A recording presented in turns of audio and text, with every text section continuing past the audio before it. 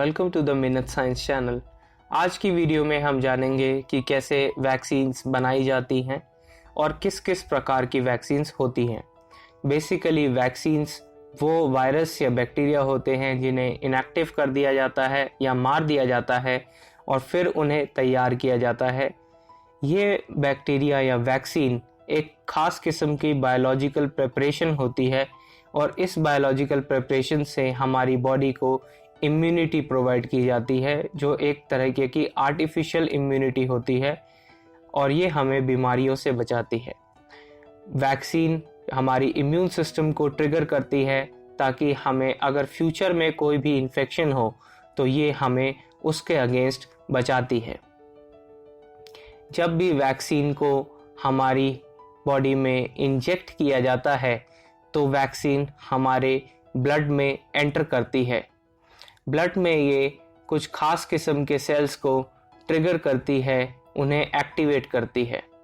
उन सेल्स को हम WBCs कहते हैं और उन WBCs में से मेनली B सेल्स एक्टिवेट होते हैं जिनका काम होता है हमारी बॉडी के अंदर एंटीबॉडीज़ को बनाना, और ये एंटीबॉडीज़ हमें फ्यूचर में होने वाले डिसीज़ेस से बचाती है। ये एंटीबॉडीज़ हमारे ब्लड में रहती हैं और अगर कभी भी हमें इन्फेक्शन होता है तो ये उसके अगेंस्ट हमें बचाती हैं। और एंटीबॉडीज़ हमेशा एक खास बैक्टीरिया वायरस के लिए स्पेसिफिक होती हैं। जैसा कि हम इस चार्ट में देख सकते हैं, जब भी हम वैक्सीन लेते हैं तो वो हमेशा हमारी बॉडी के अंदर एक प्राइमरी इम्यून रिस्पॉन्स को ही डेवलप करती है और ये प्राइमरी इम्यून रिस्पॉन्स हमारी बॉडी के अंदर थोड़ी एंटीबॉडीज़ को बनाता है। प्राइमरी इम्यून रिस्पॉन्स हमेशा ही स्लो होता है और सटल होता है और ये प्राइमरी इम्यून रिस्पॉन्स इतना होता है कि हम वैक्सीन को निष्क्रिय कर सकें।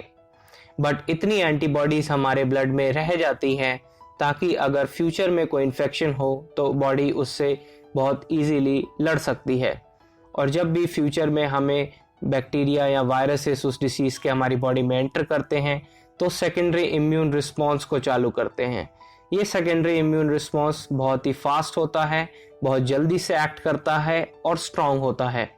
और इस सेकेंडरी इम्यून रिस्पॉन्स की वजह से ही हम उस बीमारी से बच पाते हैं, क्योंकि बॉडी को पहले से ही एक्सपोजर होता है उस बीमारी के अगेंस्ट और वो बहुत जल्दी ही उस बीमारी से लड़ पाती है। और वैक्सीन जो है वो हमेशा हमारी बॉडी के अंदर एक प्राइमरी इम्यून रिस्पॉन्स को ही ट्रिगर करती है।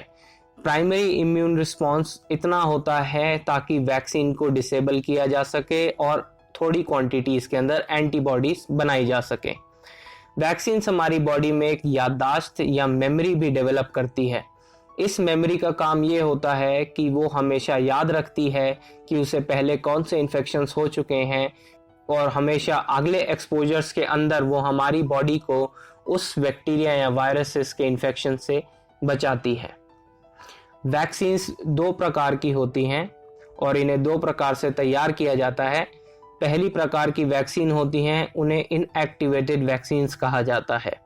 ये इनएक्टिवेटेड वैक्सीन्स ऐसे बैक्टीरिया या वायरसेस से बनी होती है जिन्हें मार दिया जाता है और इनके फ्रैगमेंट्स या इनके पार्ट्स को हमारी बॉडी के अंदर इम्यून रिस्पॉन्स ट्रिगर करने के लिए यूज़ किया जाता है। इनका फ़ायदा ये होता है कि ये हमारी बॉडी में मल्टीप्लाई नहीं हो सकते और हमारी बॉडी के अंदर ये हमेशा निष्क्रिय ही रहते हैं और प्राइमरी रिस्पॉन्स को डेवलप करते हैं। इन्हें दो तरीके से तैयार किया जा सकता है। सबसे पहले तो इन्हें अगर हम हीट से किल कर सकें तो वो एक तरीका है जिससे इसके कंटेंट्स बाहर आ जाते हैं और उसके कंटेंट्स को वायरस या बैक्टीरिया के हम यूज़ कर सकते हैं। दूसरा तरीका होता है कि हम इन्हें एक स्ट्रॉन्ग फॉर्मेल्डिहाइड सॉल्यूशन के अंदर डिप कर दें और ये फॉर्मेल्डिहाइड सॉल्यूशन भी बैक्टीरिया वायरसेस को तोड़कर उनके कंपोनेंट्स को वैक्सीन बनाने के लिए यूज़ किया जा सकता है। दूसरे प्रकार की वैक्सीन है एटेन्यूएटेड वैक्सीन या वीकेंड वैक्सीन। इस वैक्सीन के अंदर हम वायरस को एक ऐसे होस्ट के अंदर ग्रो करवाते हैं जो हमारा नेचुरल होस्ट नहीं होता है और ये लेबोरेटरी में ग्रो किए जाते हैं और सिंथेटिकली डेवलप्ड ये वैक्सीन होती है इसके अंदर जैसे हम ह्यूमन से रिलेटेड होस्ट को यूज़ करते हैं, जैसे कि पिग्स को यूज़ किया जा सकता है या माइस को यूज़ किया जा सकता है। जब कोई वायरस या बैक्टीरिया अपने होस्ट को छोड़कर किसी दूसरे जीव के अंदर डेवलप होता है, ऐसे केस में वो बैक्टीरिया या वायरस बहुत ही वीक हो जाता है और नॉर्मल होस्ट को बीमार करने या इन्फेक्ट करने की क्षमता वो खो देता है।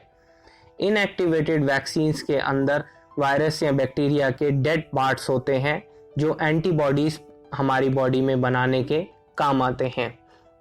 इसमें से कुछ पार्ट्स जैसे कि वायरस या बैक्टीरिया के प्रोटीन्स हो सकते हैं या सेल वॉल के पार्ट्स हो सकते हैं, सेल मेम्ब्रेन के पार्ट्स हो सकते हैं या उनका जेनेटिक मटेरियल जैसे कि डीएनए या आरएनए भी हो सकता है।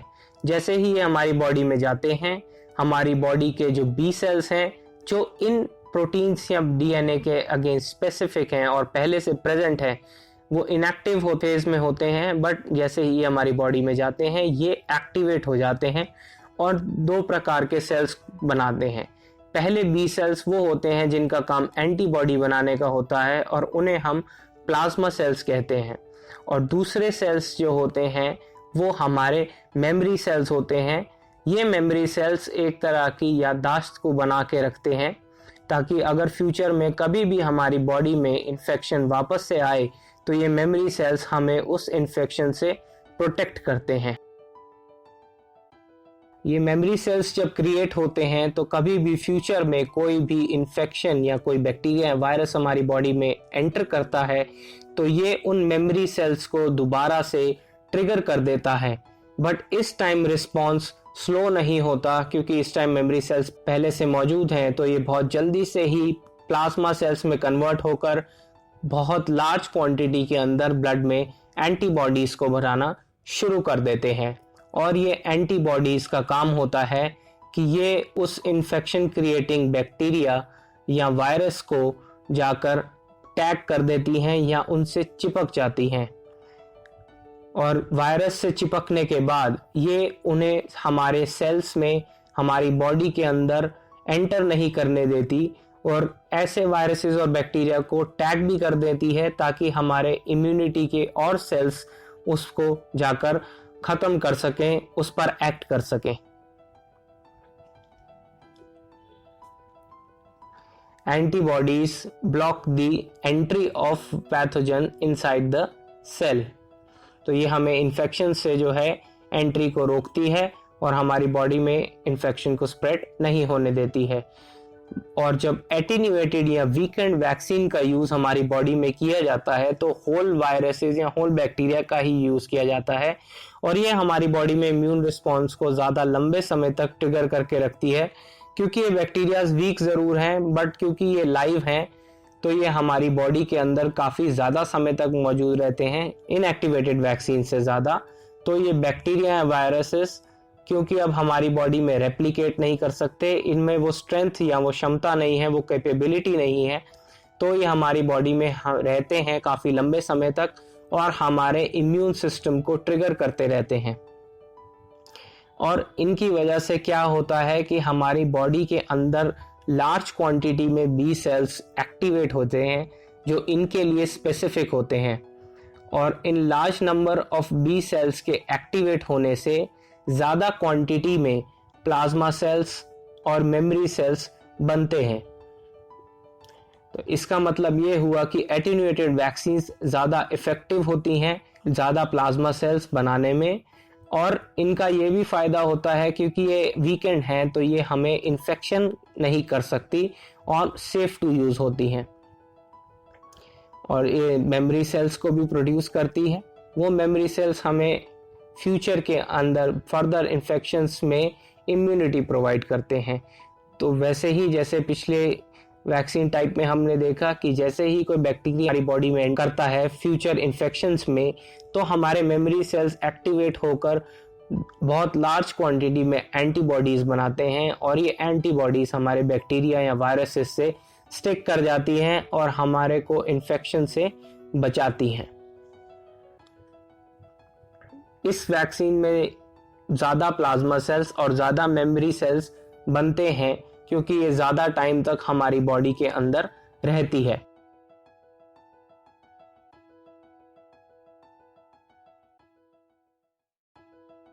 कुछ समय के बाद वैक्सीन्स अपना असर खो देती हैं क्योंकि हमारी बॉडी के अंदर एंटीबॉडीज की कंसंट्रेशन टाइम के साथ कम होने लग जाती है। तो ऐसे केसेस के अंदर हमें बूस्टर डोजेस लेने की ज़रूरत पड़ती है ताकि हमारी वैक्सीन की इफेक्टिवनेस को हम वापस पा सकें। ये बूस्टर डोज एक्चुअली खास तरीके से बनाई जाती हैं। इनके अंदर ये क्षमता होती है कि ये हमारी बॉडी में सेकेंडरी रिस्पॉन्सेस को ट्रिगर करे और ये सेकेंडरी रिस्पॉन्सेस फिर लार्ज क्वांटिटी में मेमोरी सेल्स और एंटीबॉडीज बनाते हैं जो हमारे ब्लड सिस्टम में रहती है, और ये एंटीबॉडीज और मेमोरी सेल्स हमें इन्फेक्शन से बचाती हैं और ये लंबे समय तक हमें इन्फेक्शन से बचाने में कारगर होते हैं क्योंकि ये सेकेंडरी इम्यून सिस्टम को ट्रिगर करते हैं। तो सेकेंडरी इम्यून रिस्पॉन्स को ट्रिगर करने से लार्ज नंबर में मेमोरी सेल्स और एंटीबॉडीज हमारे ब्लड में बनती है और वो हमारे ब्लड में रह जाती है। इसलिए बूस्टर डोजेस का नियमित रूप से इस्तेमाल किया जाता है ताकि वैक्सीन्स की इफेक्टिवनेस को खोया ना जाए और उनका बेनिफिट हमेशा हमें मिलता रहे। Please like this video. अगर आपको ये वीडियो अच्छा लगा तो लाइक का बटन दबाएं। इसे अपने फ्रेंड्स और फैमिली के साथ शेयर करें ताकि उनकी भी नॉलेज बढ़े, और प्लीज मेरे चैनल को सब्सक्राइब करें आगे ऐसे ही वीडियोस को देखने के लिए।